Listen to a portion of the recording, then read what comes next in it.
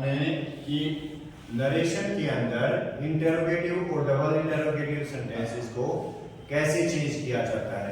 इससे पहले हमने सीखा था इन 4 बेसिक रूल्स की सहायता से एक सिंपल असर्टिव सेंटेंस या एक सिंपल स्टेटमेंट को कैसे चेंज करते हैं। ठीक है, तो अब हम जानेंगे इंटरोगेटिव और डबल इंटरोगेटिव्स को कैसे हम डायरेक्ट से इनडायरेक्ट स्पीच में करते हैं। सबसे पहले ये वाला रूल जो है ये इसमें थोड़ा चेंज आएगा। टेल होता है बताना और क्या होता है बेटा, क्वेश्चन बताए नहीं जाते, क्वेश्चन क्या किए जाते हैं, पूछे जाते हैं। और पूछना क्या होता है, आस्क होता है ना। तो सेंड टू हो तो हम यहां पर के सेकंड फॉर्म है तो आस्क की सेकंड फॉर्म, यहां पर की फर्स्ट फॉर्म है तो आस्क की फर्स्ट फॉर्म, यहां फर्स्ट फॉर्म के साथ एस है, यहां आस्क के साथ एस लगा देंगे। ठीक है, रूल नंबर 2 क्या कहता है, कोमा और इन्वर्टेड कोमे हटके क्या लगते हैं बेटा, उसमें लगता था दैट, लेकिन इसमें हम लगाएंगे कोमा और इन्वर्टेड कोमा को हटा के क्या लगाएंगे हमें, इफ।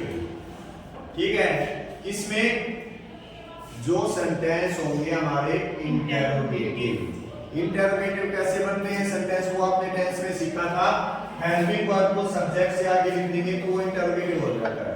ठीक है, ऐसे सेंटेंस में हम क्या बदलाव करेंगे, पहला क्या रूल है, इन सब का क्या बनेगा, आस्क, तो सेंड टू का क्या बनेगा, राजू आस्क मोहन, कोमे हट के क्या लगेगा, इफ। ठीक है, इफ। अब रूल नंबर 3 लागू होता है प्रोनाउन पे। अब हमें क्या करना है, उसने क्वेश्चन पूछा था, राजू ने सवाल पूछा था मोहन से, लेकिन उन दोनों के बीच की बात मैं आपको बता रहा हूं, मैं आपसे सवाल तो नहीं ना पूछूंगा, मैं तो बताऊंगा। ठीक है, तो हम इस सेंटेंस को इंटरोगेटिव नहीं छोड़ेंगे, हम इसको सिंपल सेंटेंस बना देंगे। सिंपल सेंटेंस कैसे बनेगा, ये किस तरह बनेगा, सब्जेक्ट को आगे ले आएंगे, हेल्पिंग वर्ब को पीछे, बन गया सिंपल सेंटेंस। ठीक है, सब्जेक्ट है यू, यू एक प्रोनाउन है, प्रोनाउन को चेंज करने के लिए हमारा रूल नंबर 3 है, यू कौन सा पर्सन है, सेकंड पर्सन, किसके अकॉर्डिंग चेंज होगा, ऑब्जेक्ट कौन है इसमें, मोहन क्या है, लड़का, लड़के के लिए क्या यूज होता है, तो यहां क्या बन जाएगा, ठीक है। आप देखिए इज़ेमार है, यहां पर भी सेकंड फॉर्म है, यहां इज़ेमार है, क्या होगा, पास्ट में चेंज होंगे, इज़ेमार का क्या बनेगा, क्या आएगा ही के साथ, और बाकी से।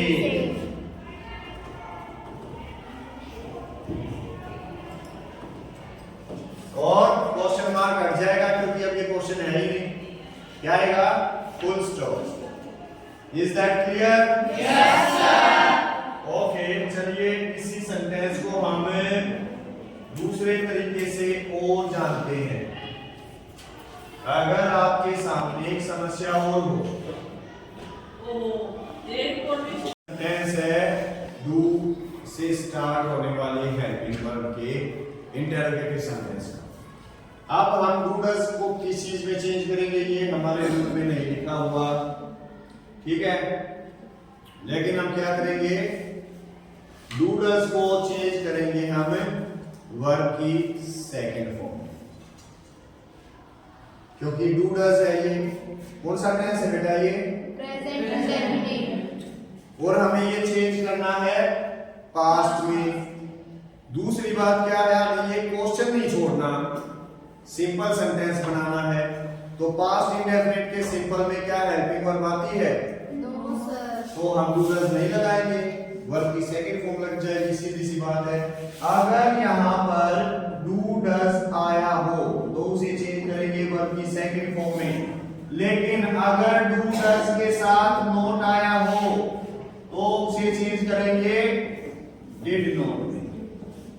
क्योंकि नोट बिना हेल्पिंग वर्ब के नहीं आता भाई। ठीक है, तो अब देखिए क्या आएगा, सेड टू का पास की बनेगा, ओ में हटके ही भी लगेगा, यू जो है चेंज होगा ऑब्जेक्ट के अनुसार, ऑब्जेक्ट है वो ही बनेगा, डू डज जो है इंटरोगेटिव से सिंपल में जाते हो डू डज हट जाएगा, वर्ब की सेकंड फॉर्म।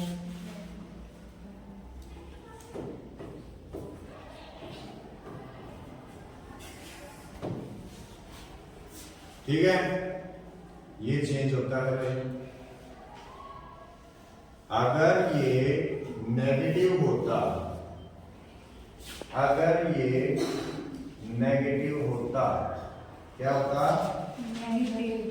तो क्या आता बेटा, वो देखो क्या चीज होता, if he did not go to school. Clear?